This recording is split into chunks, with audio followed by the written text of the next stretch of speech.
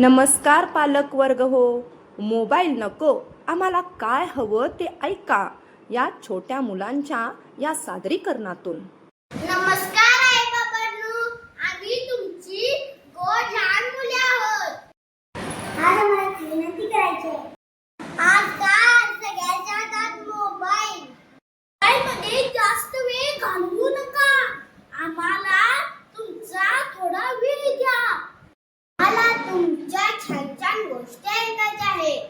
तुम्ही आमच्या सोबत गप्पा मारा, आम्हाला पुस्तक वाचायला लावा. मला निसर्गात फिरायला घेऊन चला.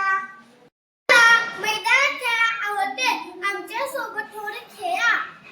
मोबाईलपेक्षा तुमची प्रेम आम्हाला